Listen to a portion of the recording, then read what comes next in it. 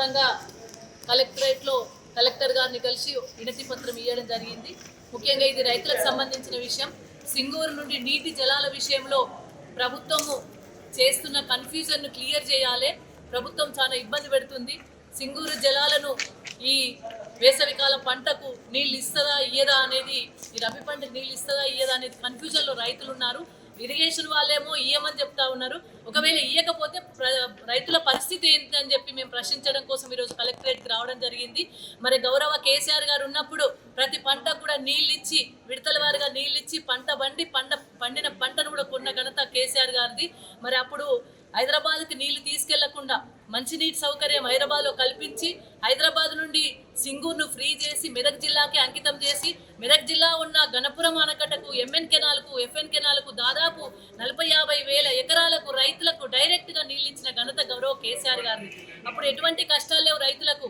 కానీ కాంగ్రెస్ పాలన వచ్చిన తర్వాతనే రైతులందరూ కూడా కష్టాలు మోపైనాయి, కష్టాలు ఇబ్బందులు వస్తూ ఉన్నాయి.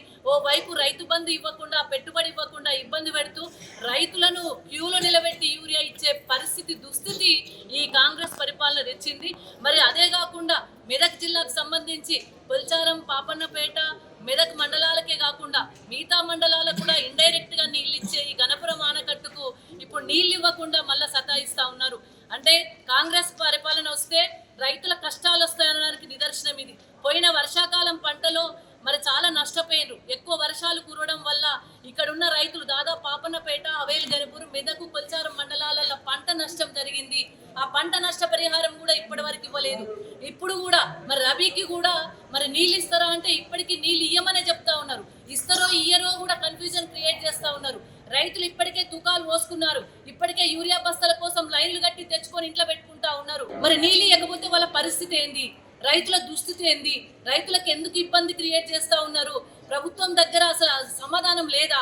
ఉంటే గనక నీళ్ళు ఇవ్వండి, వెంటనే నీళ్ళు ఇస్తామని చెప్పి రైతులకు హామీ ఇవ్వండి.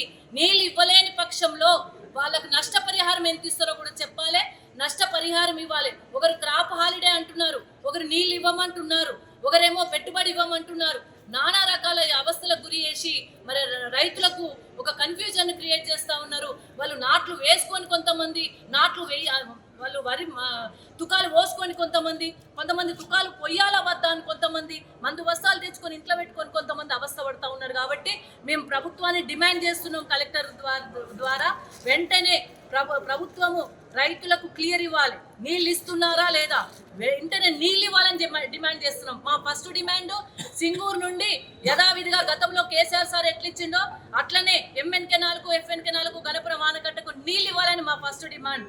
ఒకవేళ నీళ్ళు ఇవ్వలేమని కనుక మీ దగ్గర ఏమైనా ఇబ్బంది ఉంటే ఆ నీళ్ళు ఇవ్వకపోతే రైతులకు నష్టపరిహారం చెల్లించాలి. వాళ్ళు నష్టపడిపోకుండా ఈ సంవత్సరం పంట వండితే వాళ్ళకి ఎంత లాభం అయితే వస్తుందో దాన్ని ఇవ్వాలని చెప్పేసి కూడా మేము ప్రతి రైతు పక్షాన్ని కూడా డిమాండ్ చేస్తూ ఉన్నాం. ఒకవేళ లేని ఎడల ఇలాంటిదేది కన్ఫ్యూజన్ ఇట్లనే ఉంచి నీళ్ళు ఇవ్వకుండా రైతులను ఇబ్బంది పెట్టి నష్టపరిహారం ఇవ్వకుండా ఇబ్బంది పెడితే మాత్రం తప్పకుండా ధర్నా కార్యక్రమం రైతులందరి పక్షాన్ని నిలబడతాం, రైతులందరినీ తోలుకొచ్చుకుంటాం. తప్పకుండా పెద్ద ఎత్తున ధర్నా కార్యక్రమం నిర్వహిస్తాం.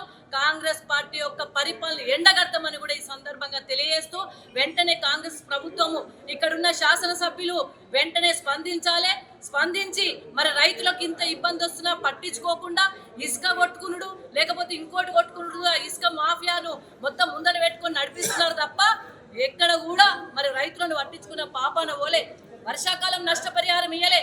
మరి ఇప్పుడు ఈ సింగూరు నీళ్లను కూడా ఇస్తారో ఇయ్యరో తెలియకుండా కనీసం ఆ కన్ఫ్యూజన్ కూడా క్లియర్ చేయకుండా మరి ఇక్కడ ఉన్న శాసనసభ్యులు కూడా ఉన్నారు. కాబట్టి వెంటనే సింగూరు జలాలు విడుదల చేయాలి, మా రైతులకు ఇస్తామని చెప్పి ప్రామిస్ చేయాలని చెప్పి కూడా డిమాండ్ చేస్తాం. చరిత్ర సృష్టించినోడు